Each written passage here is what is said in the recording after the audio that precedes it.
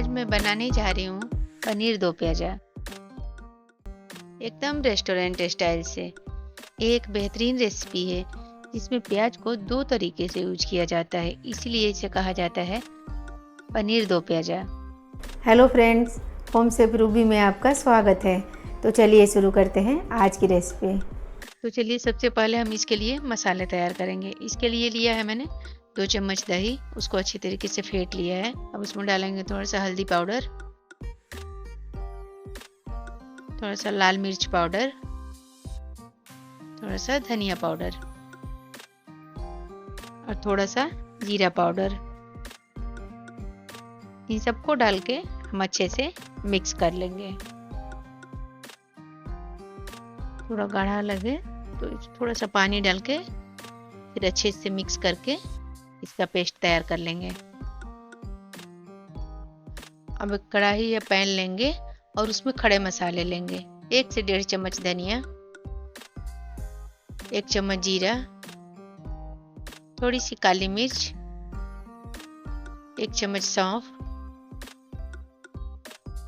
और 2 लाल मिर्च। इन सबको लेके गैस ऑन करेंगे और मसालों को भून लेंगे। ज़्यादा नहीं भूनना है, हल्का ही भूनना है, 1 से 2 मिनट तक। देखिए अब ये हो गया है कुछ इस तरह से, बहुत अच्छी खुशबू भी आ रही है। तब हम इसको गैस से हटा लेंगे और हल्का ठंडा करके दरदरा पीस लेंगे कुछ इस तरह से। थोड़ा सा लहसुन और अदरक लेंगे और इन दोनों को ऐसे दरदरा कूट लेंगे। और अब लिया है मैंने 250 ग्राम पनीर और 2 प्याज और 2 हरी मिर्ची, इस तरीके से कट कर लिया है। अब एक पैन लेंगे और गैस को ऑन करेंगे और उसमें डालेंगे थोड़ा सा बटर या घी, किसी भी चीज़ का यूज कर सकते हैं आप। और उसमें डाल देंगे कटा हुआ पनीर।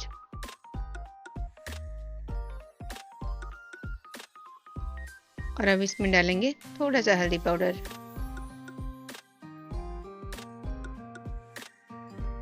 थोड़ा सा लाल मिर्च पाउडर।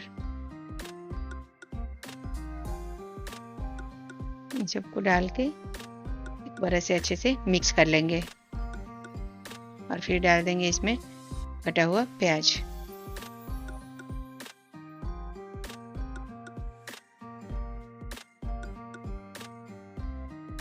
और हरी मिर्च। इन सबको डाल के फिर से अच्छे से मिक्स कर लेंगे। और अब हम डालेंगे थोड़ा सा कसूरी मेथी,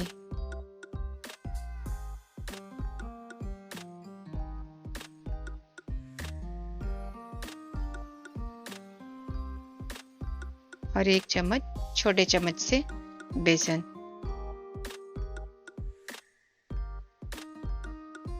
इन सबको डाल के अच्छे से 1 से 2 मिनट तक भून लेंगे कुछ इस तरह से।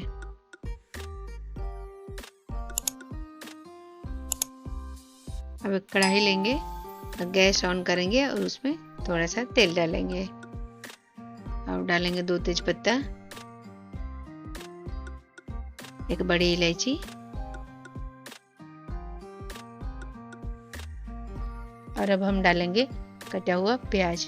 ग्रेवी के लिए मैंने इस तरह से प्याज को कट किया हुआ था स्लाइस में। अब इसको हम अच्छी तरीके से भून लेंगे, ऐसे चलाते रहेंगे ताकि जले नहीं, एकदम गोल्डन होने तक भूनेंगे। देखिए कुछ इस तरह से हो गया है। तो अब इसमें हम डालेंगे कटा हुआ अदरक और लहसुन। इसको डाल के फिर से अच्छे से मिक्स कर लेंगे मैक्सिमम 1 मिनट तक। और इसमें हम डालेंगे कटा हुआ टमाटर। इसको डाल के और अच्छे से मिक्स कर लेंगे।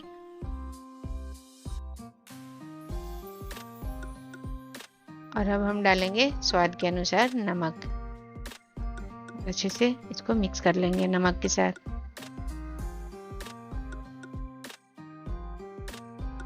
और अब इसको ऐसे ढक देंगे और 2 से 3 मिनट तक और पकाएंगे। और अब चेक करेंगे। देखिए टमाटर अभी कुछ इस तरह से हो गया है, भून गया है प्रॉपर। अब इसमें हम डालेंगे भुना हुआ सूखा मसाला जो हमने भून के रखा था, और इसको ऐड कर देंगे इसमें।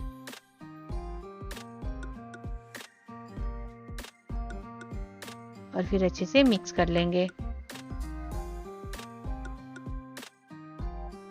और अब हम डालेंगे जो मसाला हमने तैयार करके रखा था, थोड़ा सा ऐसे पानी मिक्स करके डाल देंगे।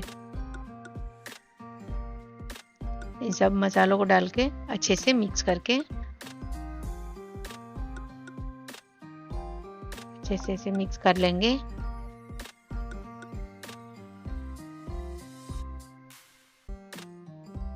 और अब इसको ढक के ऐसे भूनेंगे। और फिर बीच बीच में चेक करते रहेंगे ताकि मसाले जले नहीं।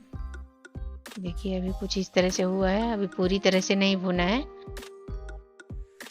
तो अभी इसको हम थोड़ी देर और भूनेंगे, 4 से 5 मिनट ऐसे इसको ढक देंगे। देखिए अभी कुछ इस तरह से हो गया है, अभी मसाले भून गए हैं ऑलमोस्ट, तेल भी ऐसे प्रॉपर छोड़ दिया है, इसका मतलब भून गया है। तो अब इसमें हम ऐड करेंगे अपना पनीर और प्याज जो हमने ऐसे फ्राई करके रखा था, उसको अब इसमें ऐड कर देंगे और इसको अच्छे से मिक्स करेंगे।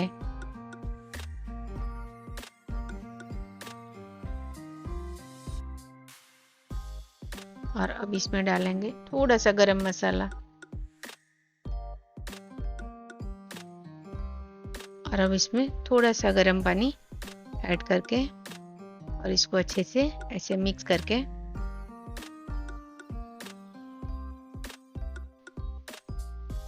और 2 से 3 मिनट तक इसको ढक के पका लेंगे। ऑलमोस्ट 2-3 मिनट हो गया है, तो अभी चेक कर लेते हैं। देखिए अब एकदम ऑलमोस्ट हो गया है। तो अब इसमें हम डालेंगे 1 से 2 चम्मच फ्रेश मलाई और इसको डाल के और अब डाल देंगे थोड़ा सा कटा हुआ हरा धनिया।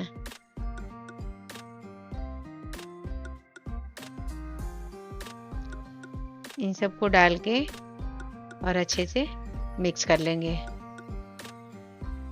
देखिए अब ऐसे अच्छे से मैंने पूरी तरह से इसको मिक्स कर लिया, तो अब हम गैस को बंद कर देंगे और थोड़ा सा धनिया डाल के फिर इसको ढक देंगे 1 से 2 मिनट के लिए और फिर सर्व करेंगे। आप इसको रोटी पराठे किसी के साथ भी खा सकते हैं, बहुत टेस्टी लगता है। यदि आपको मेरी रेसिपी अच्छी लगे तो वीडियो को लाइक एंड चैनल को सब्सक्राइब जरूर कीजिए। Thank you.